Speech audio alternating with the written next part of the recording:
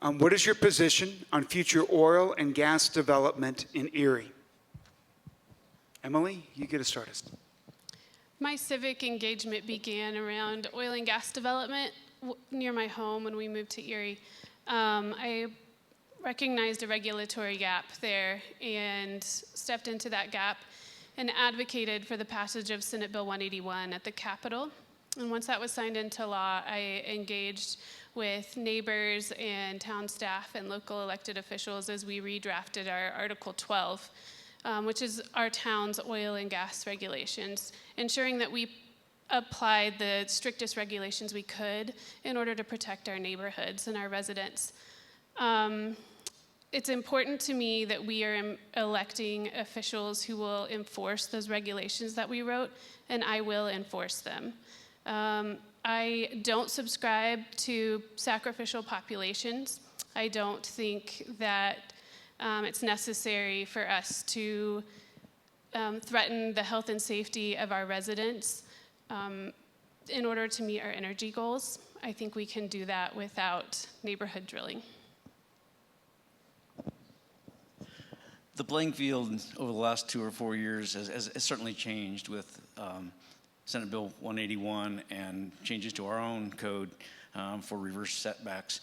But as we've seen in Firestone recently with oil and gas attempts to get waivers and exemptions from some of the setbacks, oil and gas is not giving up the fight to develop and drill in our communities. Even in our own election, they have independent expenditure committees that are backing some candidates.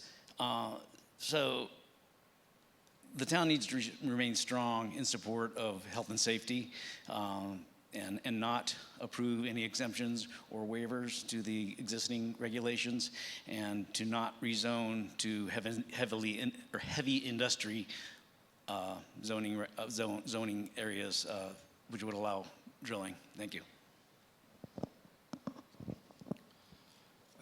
So my take on the Firestone example is similar, but a little bit different outlook.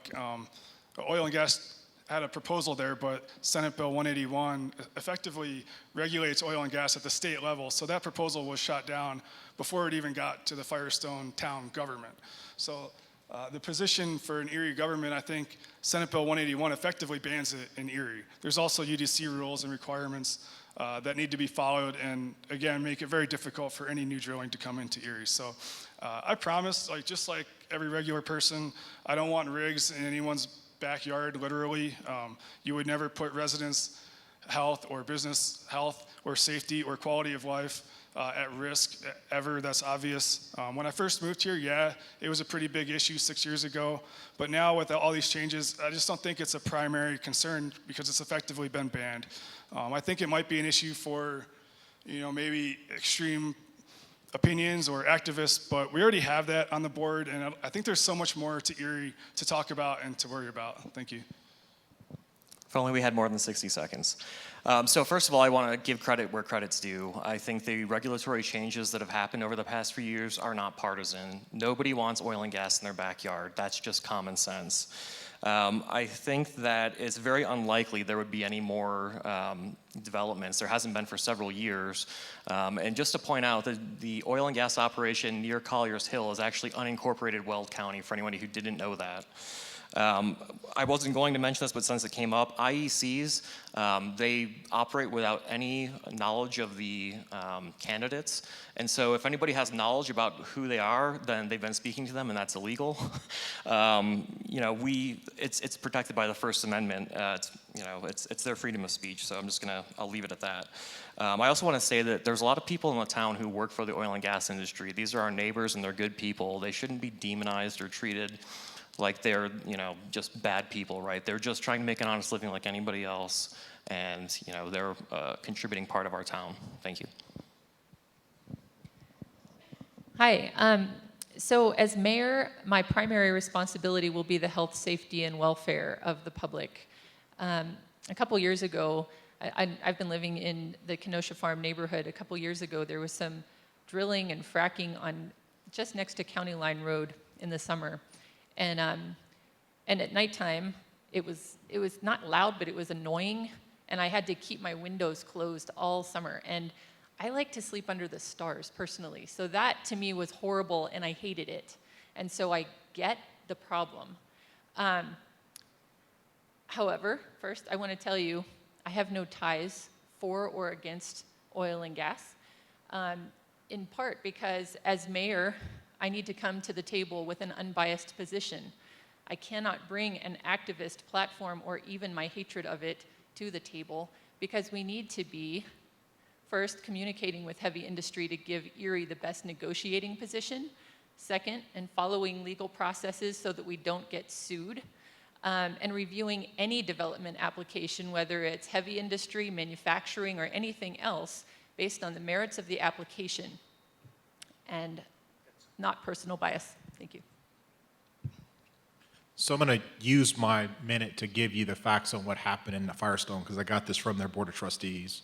So there was an application put forth to their planning commission to grant a waiver for 33 wells to be drilled within the setback requirement, within the reverse setback buffer of a dozen homes. The planning commission said this is not a good idea. They sent that to the Board of Trustees. The Board of Trustees said, we're going to get 74 acres of land and we're going to get some money from these wells, so we're going to approve the recommendation anyway. That recommendation went to the COGCC, which is the state board, and the state says Senate Bill 181 protects against this type of thing. We're not going to allow it. So the government in the town of Firestone was actually going to support this type of waiver request. I won't allow that to happen in Erie.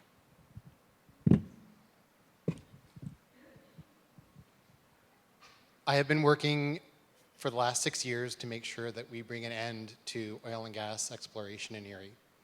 Having said that, one of my very consistent platform points has been a just and equitable transition to a renewables future. As candidate Kenward mentioned, these oil and gas workers have brought us energy independence. We have stood on their shoulders to build this amazing country, and we owe them a debt of gratitude to transition into other industries. We can put them to work. I've advocated for Representative Buck and other offices, Weld County commissioners, to put these oil and gas workers back to work in aggressively plugging and abandoning the existing stripper and inoperative shut-in wells in Erie so that we can give them great jobs. There's 140 wells that remain to be plugged and abandoned in Erie. We can put those people to work and keep them working as we transition them into other industries. It's so important.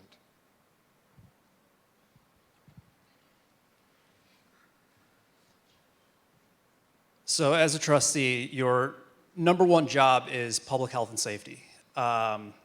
There's been 3 pieces of legislation, as has been described up here: SB 181, UDC Chapter 12, UDC 10614.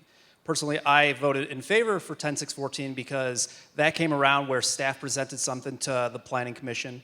We then engaged the public then came to the study session we held, and we ended up having something that was better than what was initially presented to us. The future of oil and gas development in Erie isn't in Erie. The future of oil and gas in Erie is actually around Erie. It is in Weld County. In June of last year, the Board of Trustees had the opportunity to annex in the Hammer property just off of County Road 7, and they denied to do so because they didn't want to have anything to do with oil and gas operations.